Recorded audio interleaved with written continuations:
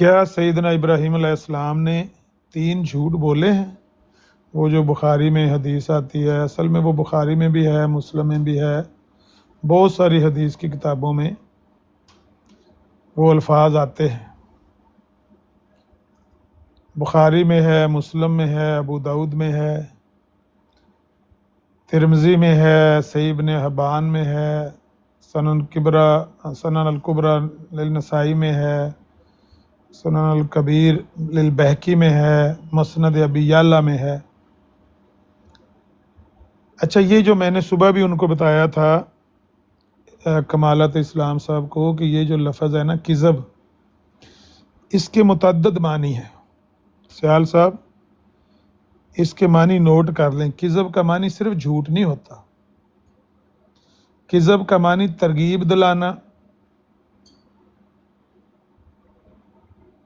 کذبۃ النفس ہو، یعنی اس کے دل نے اسے ترغیب دلائی۔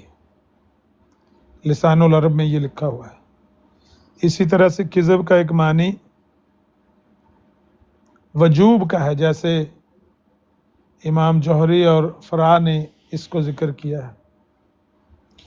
ایک اس کا معنی لزوم کا ہے، لزوم مطلب لازمی قرار دینا، وجوب واجب سے اور لزوم لازمی قرار دینا، جیسا کہ کذب علیکم الحج والعمرہ، تم پر حج اور عمرہ لازم ہو گیا، کہیں یہ لازمی کے معنی میں آتا ہے۔ چوتھا اس کا معنی ہے غلطی یا خطا، یا پھر اجتہادی خطا کے معنی میں بھی آتا ہے۔ کذب ابو محمد ابو داؤد میں آتا ہے، 425 نمبر ہے غالباً، یعنی ابو محمد نے غلطی کی۔ ما فی سمعہ کذب، یعنی اس کے سننے میں غلطی نہیں۔ تو کہیں یہ کذب جو ہے یہ سننے کے معنوں خطا کے معنوں میں آتا ہے، کہیں یہ لازمی کے معنی میں آتا ہے، کہیں واجب، کہیں ترغیب دلانا، ایک اجتہادی غلطی کو بھی یہ آتا ہے، سوٹ کرتا ہے۔ کاذب عدو اللہ، یعنی نوف نے سخت غلطی کی۔ لغوی طور پر اگر آپ نے اس کے معنی دیکھنے ہیں تو آپ مفردات القرآن دیکھیں، الفائق للزمخشری دیکھیں، لسان العرب دیکھیں، قاموس دیکھیں، فتح الباری میں بھی اس کی مثالیں موجود ہیں، تاج العروس میں بھی ہیں۔ تیسری بات یہ ہے کہ یہ جو لفظ کذب ہے نا، اس کے معنی میں بڑی وسعت ہے۔ اس میں ایک کذب کا جو معنی ہے وہ توریہ بھی ہے، توریہ یا تعریض، اس کے معنی میں بھی یہ استعمال ہوتا ہے۔ تعریض یا توریہ کیا ہوتا ہے؟ والتعریض کلام لہ وجہان من صدق و کذب او ظاہر و باطن۔ تعریض ایسی گفتگو ہوتی ہے جس کے 2 زاویے ہوتے ہیں، ایک پہلو کو دیکھتے ہوئے اسے سچ کہا جائے، دوسرے پہلو کو دیکھتے ہوئے اسے کذب کہا جائے۔ تھلے والی جنگ بند کر دو، میسج میوٹ کر دے علی، دھیان ادھر کرو جیڑی میں گل پہ کرنا، ریکارڈنگ ہون لگی ہے۔ لہٰذا یہ جو بخاری کی حدیث ہے نا، اس کے معنی توریہ کے ہیں، یہ جھوٹ نہیں ہے، جھوٹ اور ہے، توریہ اور ہے۔ تعریض یا توریہ، فتح الباری میں حافظ ابن حجر رحمہ اللہ نے یہ بات لکھی ہوئی ہے۔ اور یہ تو نہیں نا کہ یہ مرزا صاحب کی وجہ سے حافظ ابن حجر لکھ گئے ہیں، کہ مرزا صاحب نے آنا ہے تو پھر وہ دفاع اسی کرنے پہ ہیں۔ حافظ ابن حجر رحمہ اللہ نے لکھا ہے کہ یہ جو 3 واقعات آتے ہیں نا بخاری میں، سننے والا اسے ظاہر کے خلاف ہونے کی وجہ سے جھوٹ سمجھے گا، البتہ حقیقت واضح ہو جائے تو جھوٹ نہیں رہتا، کیونکہ یہ تعریض کے باب سے ہے۔ لأنہ من باب المعاریض، یہ تعریض کے باب سے ہے۔ اس میں 2 پہلوؤں کا احتمال ہوتا ہے، کذب صرف نہیں ہوتا۔ اچھا، اگلی بات یہ ہے کہ ان میں جو 3 باتیں ہیں، کچھ ہمارے یہ مولانا مودودی وغیرہ جیسے بندے ہیں، انہوں نے بھی، کئی اور بھی لوگ ہیں جن کے میں مثالیں دے سکتا ہوں، انہوں نے باوجود اس کے کہ یہ صحیح بخاری کی حدیث ہے، انہوں نے اس کو جھٹلا ہی دیا، حدیث کو انکار ہی کر دیا کہ نہیں حدیث ہی صحیح نہیں ہے، حالانکہ بخاری کی حدیث نہ صرف صحیح سند سے ہے بلکہ صحیح حدیث ہے۔ ان کو اتنی نہیں عقل موت، میں ابھی تھوڑی دیر پہلے دیکھ رہا تھا وہ مولانا مودودی کے بارے میں کہ بھائی اگر یہ قرآن کے خلاف ہے، کیونکہ قرآن نے سیدنا ابراہیم علیہ السلام کو صدیقاً نبیًا کہا ہے، یعنی وہ سچے نبی تھے، تو اگر یہ قرآن کے خلاف آپ کو دکھائی دیتی ہے حدیث، تو یہ 3 باتیں اس میں لکھی، 2 تو قرآن میں موجود ہیں۔ حدیث میں یہ بات کہی گئی ہے، ابھی غور سے سنیے گا، 3 باتیں اس میں کہی گئی ہیں ابراہیم علیہ السلام کے بارے میں۔ پہلی بات یہ ہے کہ وہ بیماری والی، کہ وہ جب گئے بت پرست گئے میلے پر، تو انہوں نے کہا ابراہیم آپ چلیں ہمارے ساتھ، تو انہوں نے کہا میں بیمار ہوں۔ اور دوسرا یہ کہ جب وہ بت انہوں نے توڑ دیے تو انہوں نے کہا بت آپ نے توڑے ہیں، تو انہوں نے کہا کہ اس نے بڑے نے توڑے ہوں گے، جو کلاڑا جس کے کندھے پہ توڑنے اس نے تھے نا، کلاڑا اس کے پاس ہے، پوچھتے مجھ سے اس نے توڑے ہوں گے۔ اور تیسرا جو واقعہ ہے نا سیدہ سارہ والا رضی اللہ تعالیٰ عنہ، ان کے بارے میں جو واقعہ آتا ہے کہ وہ بادشاہ کے علاقے سے گزرے اور انہوں نے ان کو کہا، بادشاہ نے پوچھا کہ یہ کون ہے، تو انہوں نے کہا میری بہن ہے۔ یہ 3 واقعات وہاں پر درج ہیں۔ تو 2 تو جو ہیں وہ تو قرآن میں ہیں، جو لوگ یہ کہتے ہیں کہ یہ قرآن کے خلاف ہے، وہ قرآن کی ان آیتوں کا کیا جواب دیتے ہیں کہ ابراہیم علیہ السلام نے جب ان کو کہا کہ میری طبیعت ٹھیک نہیں، میں بیمار ہوں، یا انہوں نے جب بت توڑ کے وہ بڑے کے کندھے پہ رکھ دیا کلاڑا، اور ان کے پوچھنے پر انہوں نے بتایا کہ یہ اس نے توڑے ہوں گے، تو ان کا وہ کیا جواب دیتے ہیں جو کہتے ہیں کہ یہ حدیث قرآن کے خلاف ہے؟ قرآن کی اس بات کو دیکھ کر وہ کیا جواب دیتے ہیں؟ یہ سوال ان کے اوپر ہے۔ یہ تیسری بات البتہ جو سیدنا ابراہیم علیہ السلام کی جو سیدہ سارہ کے بارے میں ہے، وہ قرآن میں نہیں آتی، البتہ یہ بائبل وغیرہ میں مذکور ہے یہ واقعہ۔ تو حدیث نے جو بات کہی ہے صحیح سند سے حدیث ہے، اور جو بات اس نے بیان کی گئی ہے بالکل درست ہے کہ یہ 3 باتیں ایسی ہیں جن میں سیدنا ابراہیم علیہ السلام نے تعریض سے بات کی ہے، بس اتنی بات ہے۔ اس کو یہ کہنا کہ انہوں نے جھوٹ بولا ہے، یہ ہمارے مترجمین کی ہمت ہے کہ انہوں نے لفظ جھوٹ کا، کیونکہ اردو میں جھوٹ جو جن معنوں میں مستعمل ہے یہ سیدنا ابراہیم علیہ السلام کے بارے،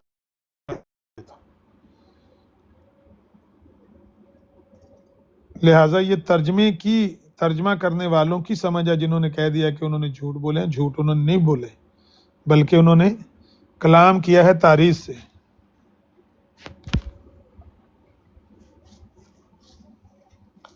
آگے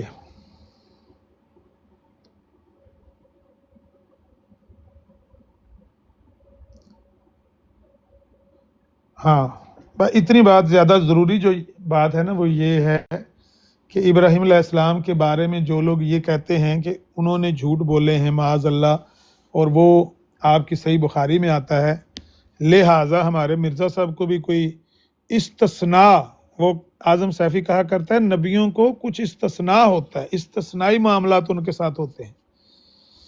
کھل کے نہیں نا کہتا کہ ان کو جھوٹ میں حرام حلال معاذ اللہ ان کو گنجائش ہوتی ہے، وہ جو مرضی کھائے پیے جائیں اور جو مرضی بولتے چلے جائیں، یہ نہیں وہ کہنا چاہتا تھا، کہتا ہے استثنائی معاملات ہو، نبیوں کے ساتھ کچھ استثنائی معاملات ہوتے ہیں۔ تو لیکن مرزا صاحب نے اس طرح کا کوئی تعریض والا معاملہ نہیں کیا، مرزا صاحب نے عمدن جھوٹ بولے ہیں، خلاف واقعہ باتیں کی ہیں، ان کا اس بات سے کوئی لینا دینا نہیں، ان کے اوپر یہ مثال چسپاں کرنا سیدنا ابراہیم علیہ السلام کے اس کذب والی جس کا معنی تعریض ہے،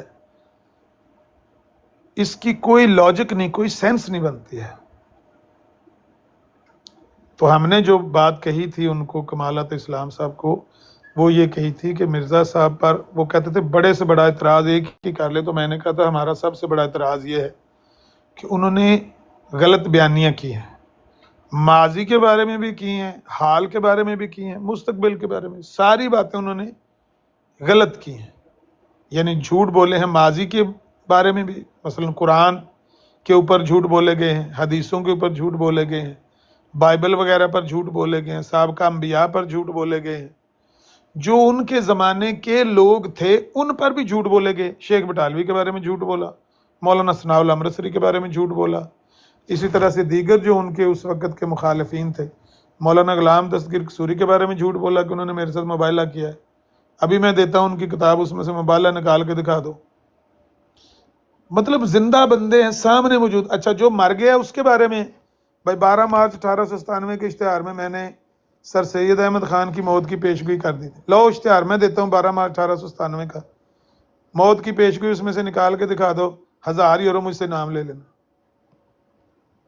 تو جو موقع پر موجود تھے لوگ ان پر بھی جھوٹ بولا۔ ڈاکٹر جگن ناتھ کے بارے میں جھوٹ بولا کہ وہ حکیم نور الدین کے بالمقابل بھاگ گیا، حالانکہ خلاف واقعہ بات ہے۔ اسی طرح سے اور کئی باتوں میں، حال کے بارے میں بھی، ماضی کے بارے میں بھی، اور مستقبل کے بارے۔ اچھا مستقبل کے بارے میں انہوں نے جتنی باتیں کہی ہیں، وہ ان کا دعویٰ ہے کہ مجھے خدا نے یہ خبریں دی ہیں، ان میں سے کوئی ایک بات بھی سچی نہیں نکلی۔ جس طرح کے ان کے الفاظ تھے، ان کے الفاظ کے مطابق کوئی ایک بات بھی پوری نہیں ہوئی۔ اور یہ بات ہم نہیں کر رہے، 1902 میں ابو الفا مولانا ثناء اللہ امرتسری نے مد میں کہی تھی مناظرے کے دوران کہ ساری پیش گوئیاں مرزا صاحب کی جھوٹی نکلی ہیں، ایک بھی سچی نہیں نکلی ہے۔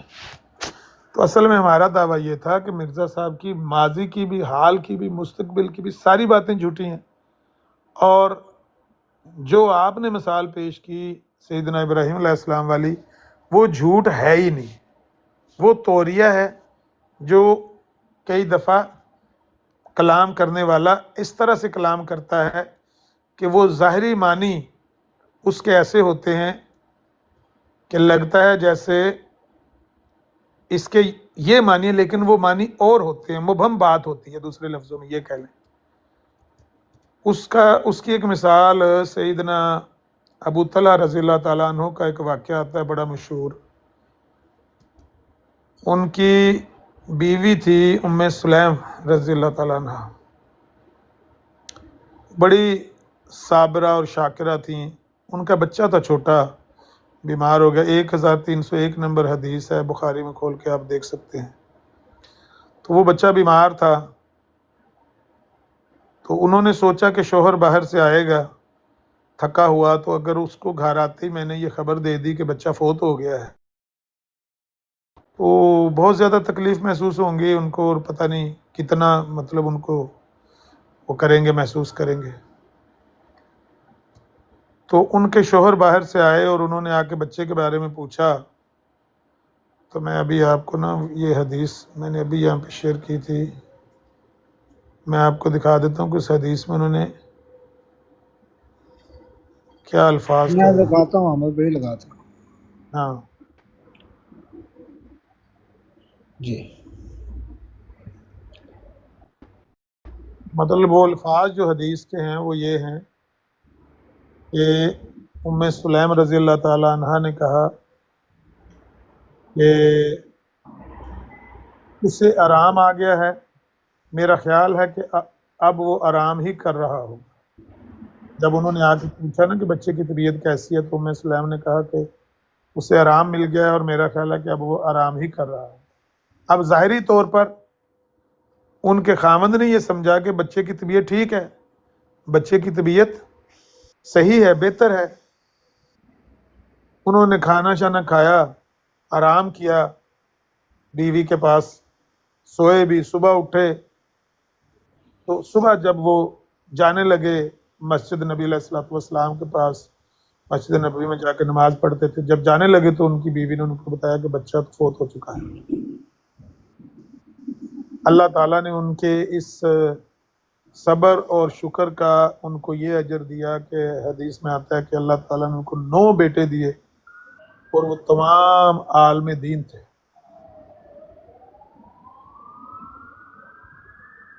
तो ये झूठ नहीं होता।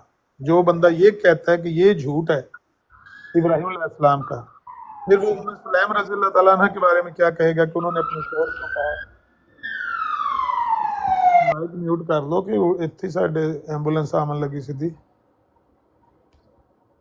तो इस तरह की और भी बहुत सारी मिसालें दी जा सकती हैं। हमारे ये अभी रिसेंटली एक वाक़या हुआ है, हनफी आलम दीन थे, जब ये बरतानवी हुकूमत इनको तलाश कर रही थी तो उन्होंने कहीं गली में वो पुलिस वाला गोरा आया तो वो उनको पहचानता नहीं था। मान लीजिए कि शायद वो महाजर मक्की की बात मैं कर रहा हूँ या किसी तरह के कोई आलम दीन थे, उनका एग्जैक्ट नाम मेरे इस वक्त ज़हन में नहीं है। तो उन्होंने अंग्रेज़ सिपाही ने आके डायरेक्ट उनसे ही पूछा कि भाई मक्की साहब को देखा है यहाँ पे कहीं पर? तो वो समझ गए कि ये मुझे पहचानता नहीं है तो मुझे ही तलाश कर रहा है पुलिस वाला। तो उन्होंने 2 कदम पीछे हट के कहा अभी यहाँ तक खड़ा था। अब वो पुलिस वाला ये समझा कि मौलाना ये कह रहे हैं कि अभी यहाँ खड़ा था कि इधर उधर हो गया है। वो दाएं बाएं गली में ढूंढने दौड़ पड़ा, मौलाना वहाँ से निकल दिए। तो इसको झूठ नहीं बोलते, ये तारीज़ होती है। ऐसा कलाम जिसको आप कह सकते हैं कि मुबहम हो या मल्टी डायमेंशनल जो कलाम हो जिसके 2-3 मानी किए जा सकते हो, ये है सैयदना इब्राहिम अलैहिस्सलाम का कलाम, झूठ तो नहीं है। जी अच्छा बस आमिर भाई, इसी में ना मजीद ये जो आपने रेफरेंस दिया था उसमें एंड पे ना वो बिल्कुल जो जहाँ पे वो कहते हैं बुखारी की सब हदीसें सच्ची है, वो पढ़ते पढ़ते ना एंड पे मैं एक जगह पे गया था, अभी आपने बात की तो मैंने लगा दिया कि वो अब ये इनका मुस्लिम मऊद है, वो कहते हैं कि झूठ क्या है। ये हज़रत इब्राहिम इस्लाम के वाक़े को बयान करते करते ना तो जो लिखते हैं झूठ क्या है, कहते हैं कि इसी तरह के बाज़ अफ़वाल अगर हज़रत इब्राहीम ने किए हों तो ये हरगिज़ काबिल एतराज़ बात नहीं हो सकती। झूठ ये होता है कि जहाँ अखलाकी तौर पर कोई बात कहनी ज़रूरी हो, या शरीयत किसी बात के कहने का हुक्म देती हो, या दुनिया के मामलात में उम्मीद की जाती हो कि वहाँ इंसान सही तौर पर तमाम हालात बयान कर देगा, वहाँ अखफाद हक से काम लिया जाए और सच्चाई को छुपाने की कोशिश की जाए, ये बात वाकई में काबिल एतराज़ होती है। लेकिन अगर ये नहीं तो इसका नाम झूठ नहीं होगा। जी अच्छा, अगर आपने रिकॉर्डिंग बंद तो नहीं कर दी बंद? अच्छा, अगर बंद नहीं की तो ये उनको उनके घर से भी वो इंजीनियर कहा करता है फक्की देने के लिए, अगर आप कहेंगे कि भाई ये झूठ बोला है, नहीं झूठ बोला है, इब्राहिम अलैहिस्सलाम ने झूठ बोला है, तो फिर उनको उनके घर से हवाला दे देंगे कि मिर्ज़ा साहब ने कहा है कि बज़ाहिर वो लेकिन वो किज़्ब बयानी नहीं है, क्योंकि मिर्ज़ा साहब को तो पता था ये तोरिया है, इनको पता कोई नहीं। ये मिर्ज़ा साहब के उत्ते पर्दे पादियां झूठ आखी जाते ने, वो झूठ नहीं है। झूठ वो है जो अभी बिलाल भाई जिसकी डेफिनेशन बयान है, झूठ वो होता है जो अपने किसी मफाद की खातर बोला जाता है, किसी को नुकसान पहुंचाने के लिए, किसी से नाजायज फेवर लेने के लिए, या किसी को नुकसान पहुंचाने के लिए, अपना फायदा और दूसरे का नुकसान करने के लिए।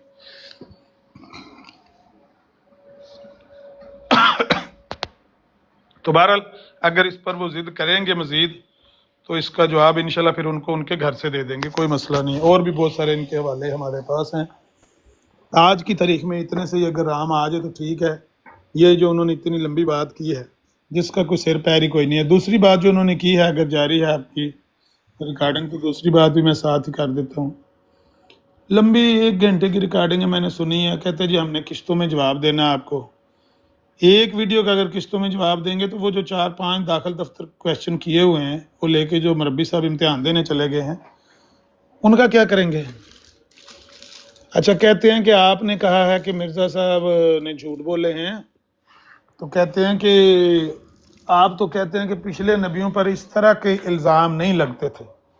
تو جب نبی علیہ الصلوۃ والسلام پر مخالفین یہ الزام لگاتے تھے کہ آپ جھوٹ بولتے ہیں، تو وہ دیکھیں جی، وہ یہ تو نہیں کہتے تھے کہ ہم فرشتہ نہیں مانتے، فرشتہ نہیں آتا، صرف فرشتے کے بارے میں تو نہیں کہتے تھے، وہ کہتے تھے یہ جھوٹ بولتے ہیں، اس طرح کا عقیدہ تو ہم نے اپنے ماں باپ سے نہیں سنا۔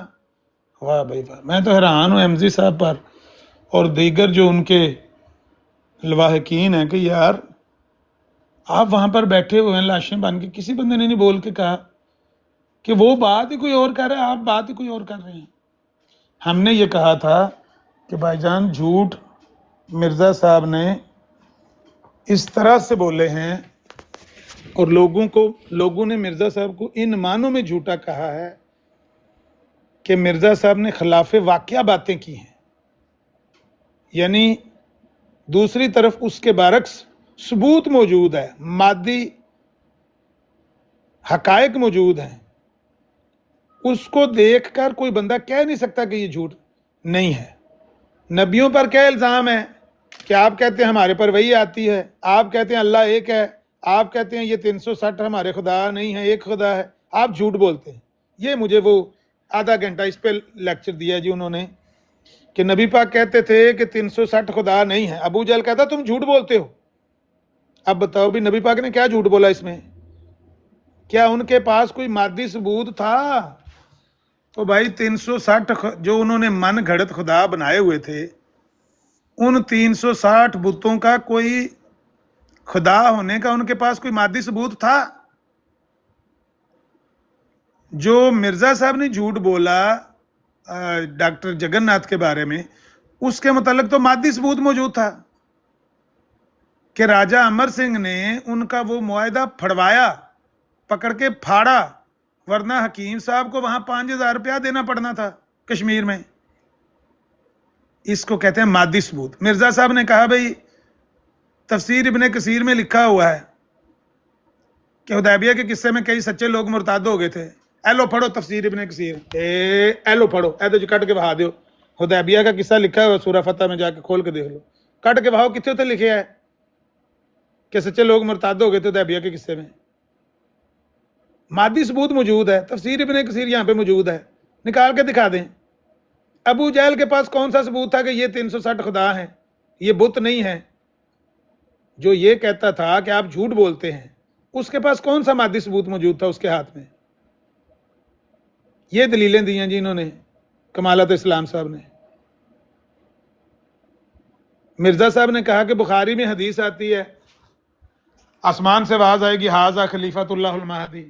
موبائل کھولیں، اسلام 360 کھولیں، صحیح بخاری کھولیں، اس میں سے یہ حدیث نکال کے دکھا دیں، آپ جیت گئے، ہم ہار گئے، 1000 یورو انعام بھی آپ کو دیں گے، معافی بھی آپ سے مانگیں گے۔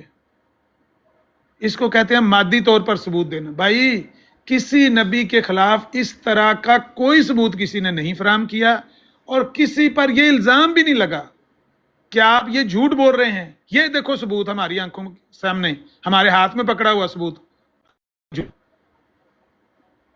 وہ ان معنوں میں جھوٹا کہتے تھے کہ آپ یہ جو تعلیم دیتے ہیں یہ جھوٹی تعلیم ہے، آپ جو وحی کا دعویٰ کرتے ہیں یہ جھوٹا دعویٰ ہے، آپ جو ایک خدا کی دعوت دیتے ہیں، توحید کی دعوت دیتے ہیں، یہ جھوٹی دعوت ہے۔ یہی کہتے تھے نا۔ مخالف نے یہ کہا ہے کہ آپ نے یہ کتاب کا حوالہ دیا ہے، ایلو کتاب کا کٹ کے بھاؤ دو چوالا۔ آپ کہتے ہیں میں لاہور گیا تھا، فلاں بندے سے ملا تھا، یہ بندہ سامنے کھڑا ہے وہ کہتا ہے میں نہیں آپ سے ملا۔ کسی نے کہا اس طرح کا الزام لگایا کسی نبی پر؟ کسی نبی پر اس طرح کا الزام نہیں لگا۔ اب یہ کتنی سمپل بات ہے، میں حیران ہوں، وہ انجینئر ہیں احمدی صاحب، اتنی بات سمجھ نہیں آ رہی ہے، سامنے بیٹھے ہوئے ہیں اور وہ نہیں کہہ رہے کہ بھئی کمالات اسلام صاحب، وہ تو کچھ بندہ سوال ہی اور کر رہا ہے، ہم کیا جواب دے رہے ہیں؟ ہمارے جواب کی اس کے سوال سے کوئی مطابقت ہی نہیں ہے۔ بہرحال وہ ساری انہوں نے بات جتنی کی ہے، وہ ایک تو اس موضوع پر کی ہے، ایک نقطہ اور بیان کیا ہے، وہ بیان کر کے تو پھر انہوں نے کہا کہ باقی ہم قسطوں میں بیان کریں گے جی اپنا باقی کا حصہ۔ یہ تو حالات ہیں۔ السلام یہ علیکم، وعلیکم السلام ورحمۃ اللہ۔ کیا حال ہے عامر بھائی؟ الحمدللہ.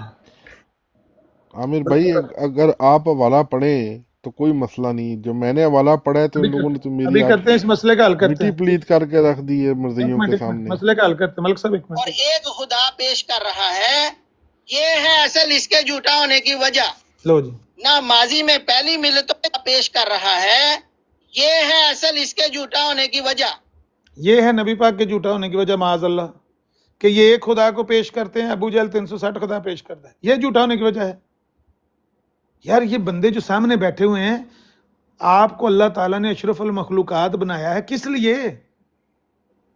کیونکہ اللہ تعالیٰ نے آپ کو عقل دے کے بھیجا، دماغ دے کے بھیجا اس دنیا میں. اگر آپ نے ایسے ہی چپ کر کے یہاں پہ ستو پی کے بیٹھنا ہے اور وہ جو مرضی کہتا رہے، بلکہ بعد میں آپ نے یہ کہہ دینا ہے مان تازہ ہو گیا، ماننا کمالات اسلام صاحب تہاڈی گل سن کے مان تازہ ہو گیا، تو پھر آپ تو میرے خیال ہے مجھاں گاواں نال بھی گئے گزرے. اور مس کوڈ میں فرق کا نہیں پتا، وہ اپنی رائے دے رہا ہے ڈاکٹر اسرار کے متعلق۔ ہاں یہ ہے جی اعتراض. سویرے ایک اعتراض یہ کیا ہے کہ میں نے وہاں کہنا تھا بھائی توریا متن میں نہیں ہے، تو میں نے کہہ دیا توریا عربی میں تو نہیں ہے نا، عربی زبان کا لفظ. ایک تو وہ نکال کے دکھا رہے تھے، ایک یہ کہہ رہے ہیں کہ میں نے مس کوڈ لفظ استعمال کیا ہے، مس کوڈ ہوتا ہے، تو کہتے ہیں اس کی علمی حالت تو یہ، مطلب پرسنل جو اٹیک ہے نا وہ شروع ہو گئے ہیں. حد ہو گئی ہے. یہ حالات واقعہ تھا. محمد حسین بٹالوی کے متعلق، ثناء اللہ امرتسری صاحب کے متعلق، اور محمد حسین بٹالوی کو وہ سب سے بڑا ختم نبوت کا مجاہد بھی جو ہے وہ سمجھتے ہیں. یہ بھی ساتھ ذہن میں رکھیں. اور اپنی جو ہے وہ قابلیت کا یہ حال ہے کہ وہ کہتے ہیں کہ آپ نے کی تو مس کوڈ ہے سورہ یونس کی فقاد لبس، تو کیوں مس کوڈ کی ہے؟ اس لیے کہ وہ نبی اکرم صلی اللہ علیہ وسلم کے متعلق یہ نہیں کہتے تھے جو ہم پیش کرتے ہیں، وہ یہ کہتے تھے کہ ان کو اور کوئی قرآن لا کے دے. ان کے اپنے الفاظ ہیں کہ وہاں پر قرآن کریم کے بنا کر لانے کی بات ہو رہی تھی کہ آپ قرآن کریم کی طرح کوئی اور کتاب بنا کر لائیں. دیکھیں یہ ان کے استدلال ہے اور یہ ان کی عقل کا حال ہے. قرآن شریف کی جو آیت پیش کی اس میں کیا ہے؟ افلا تاقلون فقد لبثت فیکم عمرا من قبلہ افلا تاقلون، کہ تم میں اس سے پہلے میں نے ایک زندگی گزاری، کیا تم اس پر عقل سے کام نہیں لیتے؟ اب یہ ان کی اس کے آگے کوئی میرا خیال ہے 20-25 منٹ کی گفتگو ہے، ساری سن لیں. میری ہی بات کی تائید کی ہے، سورہ یونس کی یہ آیات کوڈ کر کے میری ہی بات کی تائید کی ہے کہ انہوں نے یہ اعتراض کیا کہ اس میں کوئی تبدیلی کر دیں قرآن کریم کی. جو آپ ہمارے سامنے آیات پیش کرتے ہیں ان میں دیکھیں کہ ہمارے معبودان باطلہ کو کوسا گیا ہے، برا بھلا کہا گیا ہے، تو آپ کوئی اور قرآن پیش کر دیں، کوئی اور آیات لے آئیں. تو نبی پاک نے کہا کہ بھئی میں تو صرف وہی پیش کرتا ہوں جو میرے پر نازل ہوتا ہے، میں نے تم میں ایک عمر گزاری ہے، یعنی آپ جانتے ہیں کہ میں امی ہوں، میں پڑھا لکھا نہیں ہوں، میں کہاں سے لے آؤں؟ تو کہتے ہیں کہ دیکھ لو جی دی تفسیر دا حال ہے تے اے دے معنی قرآن دے بیان کرن دا حال ہے. مطلب صرف چیخیں مارنے سے اور اونچی اونچی آواز سے باتیں کرنے سے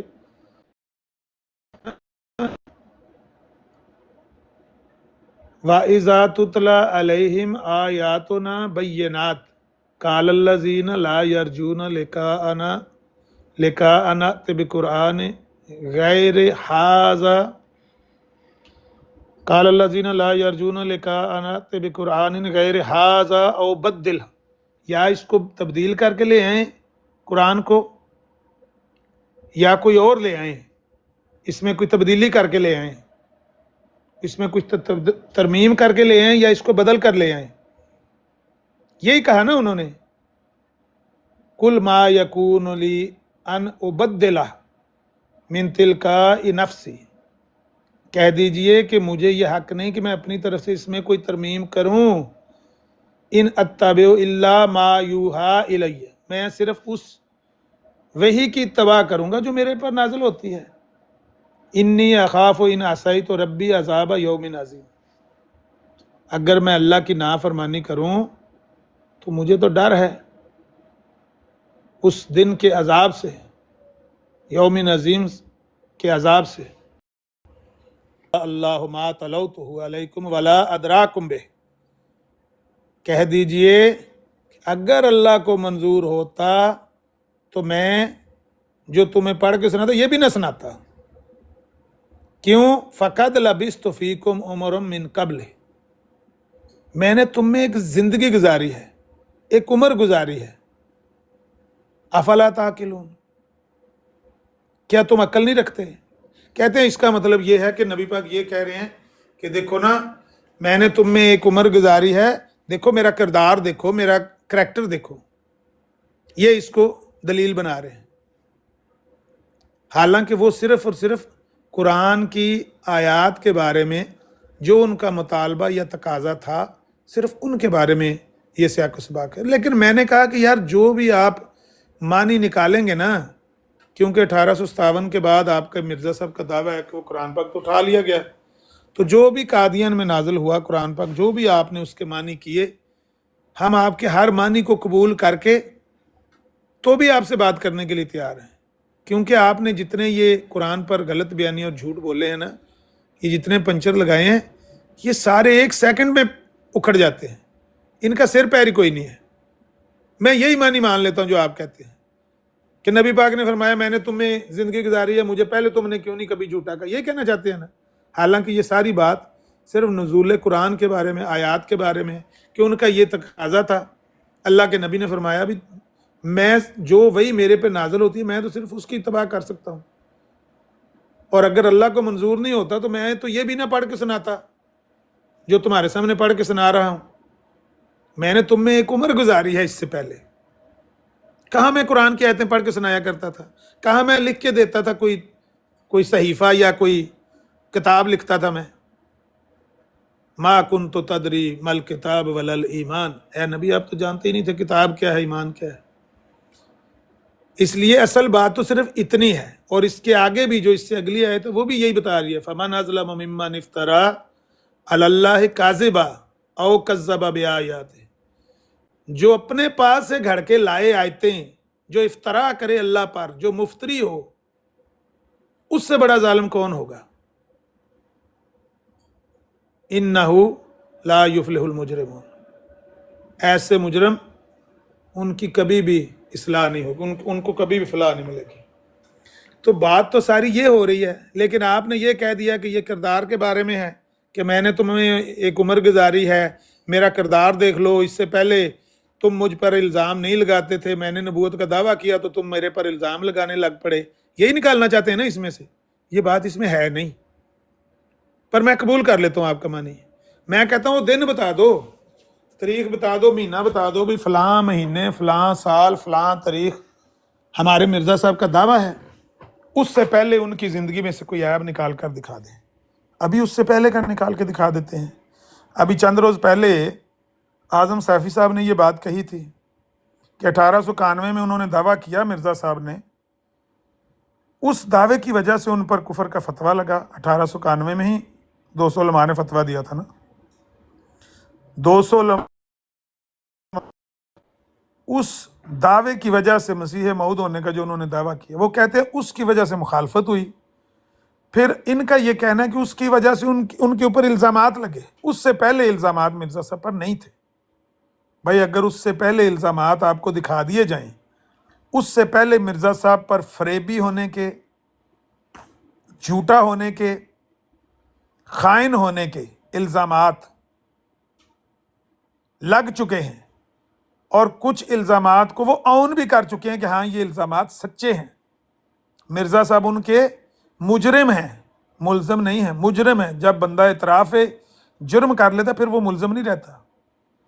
مرزا صاحب نے اعتراف جرم کیا ہوا ہے کہ ہاں اس قصور کا میں خود ہی معترف ہوں کہ لوگوں نے مجھے کتاب کے لیے پیسے دیے تھے، وہ مجھے ذاتی ضرورتوں پر لگانے پڑ گئے. ذاتی ضرورتوں، ذاتی اغراض دکھاؤں گا میں ان کے خط سے نکال کے. تو یہ افلا تعقلون کیا کریں اس پہ؟ اب بتائیں. قرآن کی اس آیت کے ساتھ جو آپ نے اس کا معنی اخذ کیا، ہم نے مان لیا آپ کا. یار اسی سے کام چلا لیتے کرو، اسی پر پورا کر کے دکھا دو مرزا صاحب کو. 1891 میں دعویٰ کیا نا، 84 میں یعنی 91 سے 7 سال پہلے مرزا صاحب نے 4 جلدیں براہین احمدیہ کی لکھی. ان 7 سالوں کے اندر ہندوستان میں ان پر کیا کیا الزامات لگتے رہے ہیں ان کی کتابوں سے دکھا دیتے ہیں. دعویٰ تو 91 میں کیا نا, کفر کا فتویٰ تو 91 کے بعد لگا نا, فروری 92 میں تیار ہو کیا, چلو فتویٰ. لیکن میں کہتا ہوں میں ان کے دعوے سے پہلے کے ان کے اوپر الزامات دکھاتا ہوں. ہندوؤں نے ان کے اوپر الزامات لگائے ہیں کہ دروغ گوئی میں یکتا ہے, فریبی ہے, فن جانتا ہے ہیرا پھیری کا. یہ انہوں نے ہندوؤں نے ان کی کتاب میں لکھا, شوہنا حق, دوسری جلد کھول کے دیکھیں. خود مرزا صاحب نے ان کے الزامات کو کوٹ کیا ہوا ہے کہ ہاں میرے پر یہ الزامات لگے ہیں. پھر یہ جو خطوط 1887 والے, وہ سویرے اوپن آئی صاحب بھی لے کر گئے تھے آپ کے پاس خطوط. ان خطوط میں مرزا صاحب نے خود تسلیم کیا ہوا ہے کہ میرے پر یہ الزامات لگے ہیں اور اس قصور کا میں خود ہی معترف ہوں کہ مجھ سے یہ بات ہوئی ہے, یہ غلطی ہوئی ہے. اور قرآن کیا کہتا ہے؟ ما کان لنبی ان یغل, نبی خائن نہیں ہو سکتا. لو جی, قرآن سے ثابت ہو گیا کہ آپ کے مرزا صاحب نے جو اعتراف کیا ہے خیانت کا کہ ہاں مجھ سے خیانت ہوئی ہے, وہ بندہ نبی نہیں ہو سکتا. جو خود اعتراف کر رہا ہے, جس کا جرم ثابت ہو چکا ہے کہ اس نے خیانت کی ہے لوگوں کے مال میں, لوگوں کے پیسوں میں, اس کی کوئی جسٹیفیکیشن نہیں ہے. اب سویرے احمدی صاحب ان کو بتا رہے تھے, اوپن آئی صاحب کو دیکھیں, جب آپ کے گھر میں مہمان, کتنے مہمان آپ کے گھر میں آتے ہیں ہفتے میں؟ اگر آپ کے گھر میں بہت زیادہ مہمان آ جائیں تو پھر آپ کو یہ کرنا پڑتا ہے, وہ کرنا. مرزا صاحب کے گھر میں بہت زیادہ مہمان آ گئے تو مرزا صاحب کے پاس کتابوں کے پیسے پڑے ہوئے تھے, وہ انہوں نے لگا دیے. لوگوں نے پیسے دیے استعانت اسلام کے لیے, اسلام کی مدد کے لیے لوگوں نے پیسے دیے تھے کہ آپ 300 دلائل اس میں لکھیں گے. لوگوں نے اس لیے تو نہیں نا پیسے دیے محترم کہ آپ اپنی بیوی بچی کا گوٹا کناری والا لباس بنائیں یا زیور اور چوڑیاں بنوائیں. اس لیے تو نہیں نا لوگوں نے پیسے دیے تھے کہ آپ گھر میں دیگیں پکوا کے تو وہاں بٹھا کے لوگ تو ان کو کھانے کھلائیں. اس لیے دیے تھے لوگوں نے پیسے. لوگوں نے پیسے دیے تھے کہ آپ یہ کتابیں چھاپیں, 50 کتابیں چھاپیں, 300 دلائل اسلام کی صداقت کے دیں, ہندوؤں کا منہ بند کریں, عیسائیوں کا منہ بند کریں. آپ نے کس کا منہ بند کیا؟ ان کے بیٹے نے لکھا ہے کہ 300 دلائل تو کیا لکھنے تھے, ایک دلیل لکھی وہ بھی آدھی. مرزا صاحب نے ایک دلیل لکھی وہ بھی آدھی, اور 10,000 روپیہ خود مرزا صاحب کو تسلیم ہے کہ مجھے 10,000 روپیہ آیا ہے براہین احمدیہ کے نام پر. آپ بتائیں, جس بندے کو 10,000 روپیہ اس زمانے میں قوم نے دیا, وہ آج کا 10 کروڑ کے برابر ہے. اور وہ بندہ لے کے تو خود مان رہا ہو کہ میں مانتا ہوں کہ مجھ سے وہ ذاتی اپنے جو ضروریات ہیں, جس طرح میں نے ذکر کیا ہے, گھر میں خرچ ہو گئے پیسے مجھ سے, وہ نبوت کا دعویٰ کرے, جائز ہے؟ قرآن تو کہتا ہے کہ نبی خائن ہو ہی نہیں سکتا, جو خائن ہے وہ نبی نہیں ہو سکتا. اس کی باتیں ہیں. فقد لبثت فیکم عمرا من قبلہ, یہ دعوے سے پہلے کی باتیں ہیں. کمالات اسلام صاحب, ہم نے دعوے کے بعد والی چھوڑ دیتے ہیں, بعد والے الزامات چھوڑ دیتے ہیں. اگر آپ کا یہ اٹکل پچو ہے تو ہم اس کو مان لیتے ہیں. کوئی کسی بات پر کھڑے ہو جائے, کسی پر فیصلہ کر لیں کہ ہاں اگر یہ ثابت ہو جائے تو ہم مان لیں گے کہ مرزا صاحب حقدار نہیں ہیں اس دعوے کے. کسی بات پر کھڑے تو ہوں. آپ نے کہا ہے کہ دعوے سے پہلے کا دکھائیں, تو یہ دعوے سے پہلے کا ثبوت پیش کر دیا ہے. وہ اوپن آئی صاحب بھی آئے تھے آپ کے پاس, آپ کے اعظم سیفی صاحب نے کہا ہے کہ 1891 میں انہوں نے دعویٰ کیا ہے, اور 1891 سے پہلے کے یہ الزامات ہیں, ان سے ان کو بری کر کے دکھائیں, پھر دیکھیں گے.